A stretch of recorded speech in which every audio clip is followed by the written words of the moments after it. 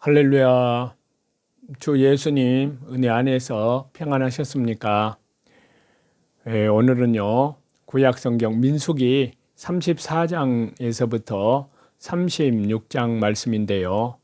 먼저 민수기 34장 말씀을 보시면요, 34장에서는 이제 1절부터 12절까지 말씀을 보시게 되면 가나안 땅의 경계에 대해서 말씀을 하고 있습니다.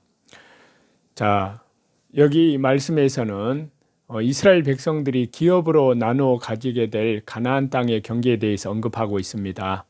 즉 이스라엘은 남쪽으로 아라바만에서 지중해 이르는 신광야, 서쪽으로는 지중해, 북쪽으로는 지중해에서 호르산을 거쳐 하살레난에 이르는 산지, 동쪽으로는 하살레난에서 사해에 이르는 요단강을 경계로 한 가나안 땅을 기업으로 약속을 받았는데요. 이러한 가나안 땅은 요단 동편과는 달리 천혜의 조건으로 인하여 주변 국가의 침략으로부터 이스라엘을 보호하기에 아주 적합했습니다. 한편으로 이와 같은 가나안 땅의 경계는요, 남북으로 약 256km, 동서로는 약 80km 정도의 영토였습니다. 따라서 이스라엘의 인구에 비한다면 그들이 차지할 땅은 비좁은 편이었습니다. 그러나 그 땅은 하나님께서 함께 하시는 곳으로 하나님께서 친히 백성들의 모든 필요를 채워주실 삶의 터전이었습니다. 마찬가지로 하나님께서 우리를 위해 정하신 몫은 때로 몹시 작게 보일 수도 있습니다.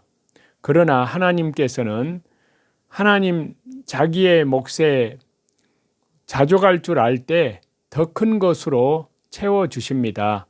즉 의인의 적은 소유가 악인의 풍부한 소유보다 더 넘치게 되는 것입니다. 한편으로 이스라엘이 장차 차지할 땅의 경계는 이전에 하나님께서 아브라함에게 약속하신 것으로 나중에 다윗과 솔로몬을 통하여 완전히 성취가 되었습니다. 이와 같은 사실은요, 하나님께서 자신의 약속을 반드시 성취하시지만 무엇이든 성도들의 형편과 필요에 따라 허락하신다는 것을 보여줍니다. 즉 하나님은 이 세상의 것을 그의 백성들에게 필요 이상 주시지 않는다는 것입니다. 그것은 하나님 자신이 성도들의 기업이 될 뿐만이 아니라 세상의 많은 기업이 반드시 성도들에게 유익을 주는 것은 아니기 때문입니다.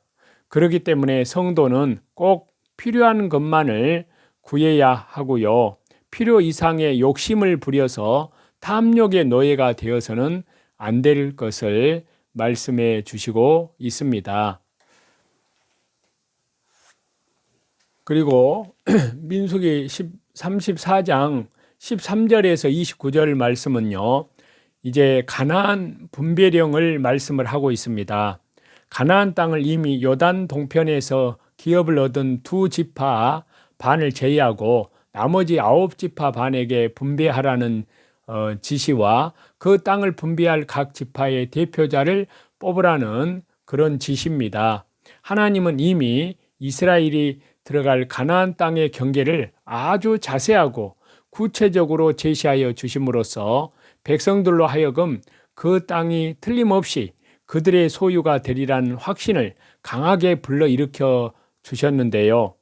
그런 후에 이제 백성들에게 땅 분배 방법을 제시함으로써 이미 두 지파 반이 기업을 얻은 것처럼 그들도 확실하게 기업을 얻을 것이라는 확신을 재차 심어주어서 용기를 갖고 가나안 정복에 임하도록 격려하고 계시는 것입니다.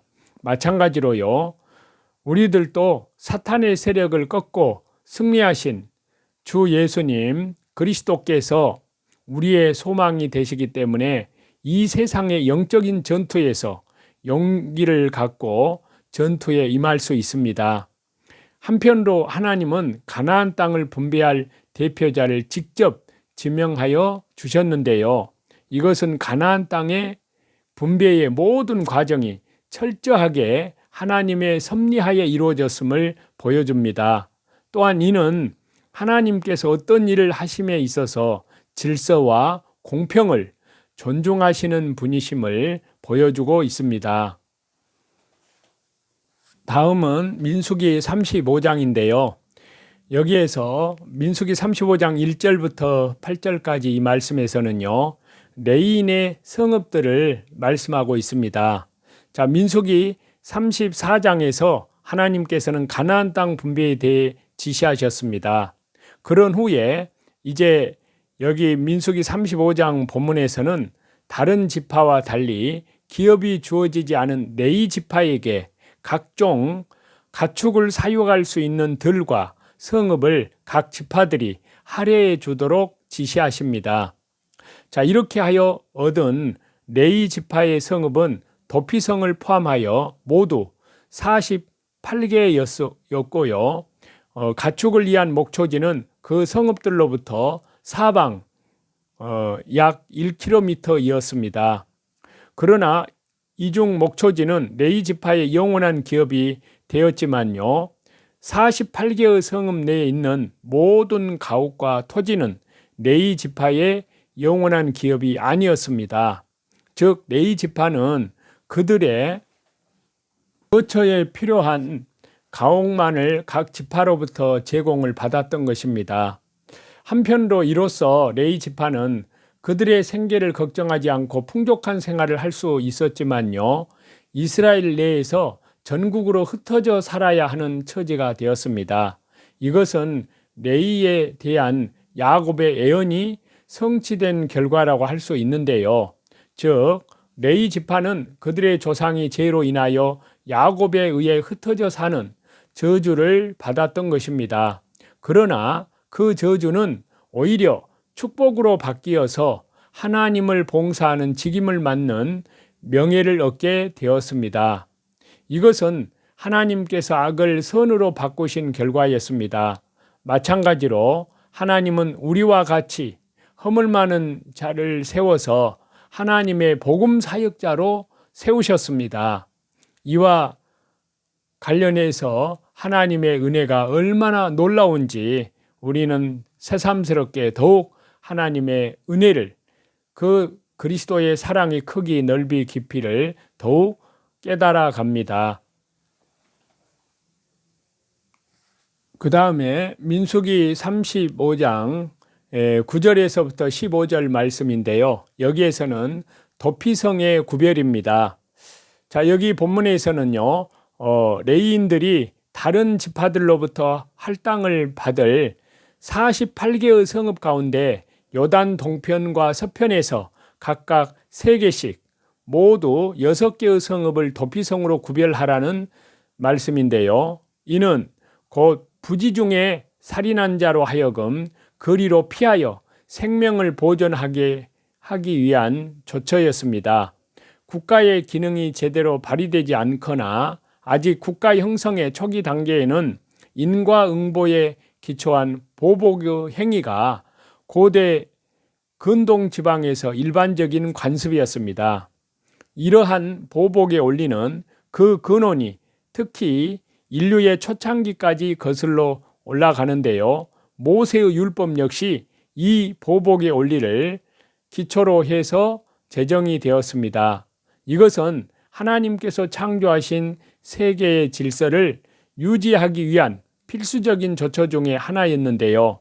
그러나 이러한 보복의 원리는 무분별한 보복이나 무조건적인 살인을 저지를 수 있는 위험을 내재하고 있었습니다. 이에 하나님께서는 그러한 위협을 막기 위해서 도피성 제도를 마련하신 것입니다. 따라서 이 도피성 제도는요, 인간의 생명을 귀하게 여기시는 하나님의 배려라고 할 수 있습니다. 한편으로 이러한 도피성 제도는요, 장차 죄로 죽을 수밖에 없는 인간의 도피처가 되어주신 주 예수님 그리스도의 십자가의 죽음과 부활을 상징하십니다.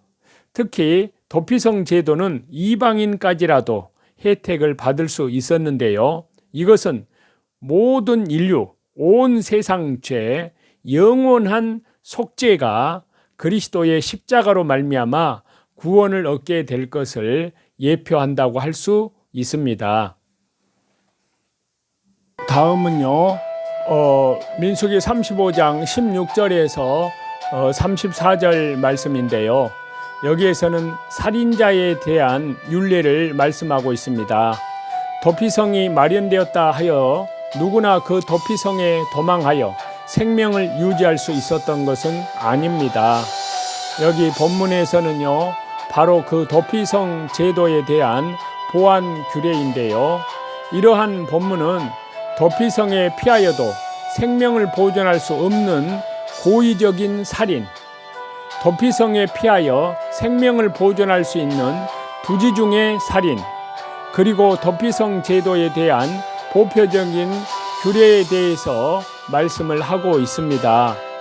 자, 고살자는 도피성 제도에도 불구하고 자기가 부당하게 빼앗은 생명에 대한 대가로 반드시 자신의 생명을 지불해야만 했습니다.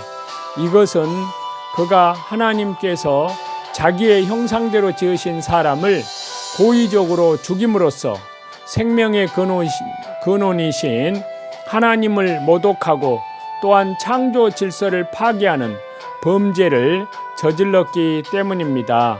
그러나 부지중에 살인한 자는 도피성에 도피하여 그 생명을 보호받을 권리가 있었습니다.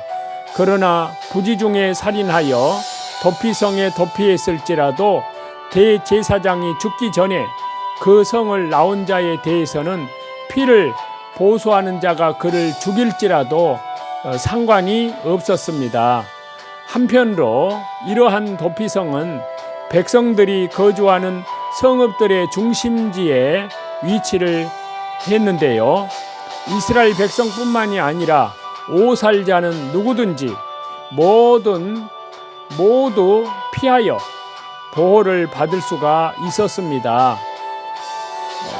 이렇게 도피성 제도는 하나님께서 인간 행위의 외적인 결과만 보시는 것이 아니라 내면까지 보신다는 점을 증거해 준다고 할 수 있습니다.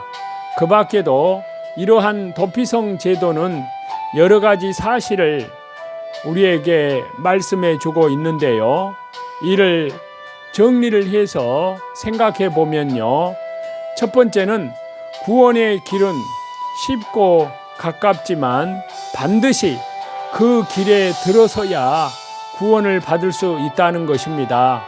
다시 말씀드리면 하나님과 그분의 독생자 주 예수 그리스도를 통하지 않고서는 또 주 예수 그리스도 그분을 믿는 자는 누구든지 구원을 얻을 수 있다는 것입니다. 그리고 두 번째는요, 우리의 대제사장 되신 주 예수님 그리스도를 떠나서는 하나님의 공의의 심판 앞에서 보호받을 수 없다는 것입니다. 그리고 세 번째는요, 대제사장 되신 그리스도의 죽음을 통해서만 우리는 죄와 사망에서 해방되어 진정한 자유인이 될 수 있다는 것을 우리에게 말씀해 주고 있습니다.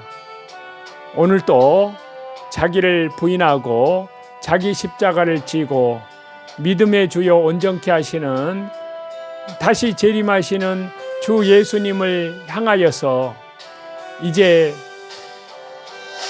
주 예수님의 십자가 보혈로 영원한 속죄, 온 세상 죄, 그로 말미암아 영혼의 구원을 받은 그 성도는 이제 모든 삶 속에서 예수 그리스도의 형상을, 그 믿음을, 신앙의 인격을 닮아내는 성화 구원을 날마다 말씀과 기도와 말씀으로 모든 삶의 현장에서 예수 그리스도의 성품을 더욱 닮아가는 그 성화 구원을 말씀과 성령님으로 이루어 나아가야 될 줄로 압니다.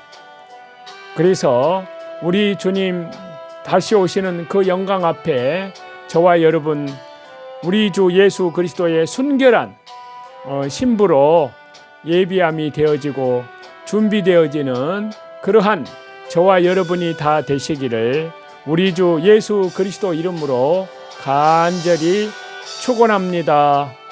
감사합니다. 저와 여러분을 우리 주 예수 그리스도의 이름으로 사랑하고 축복합니다.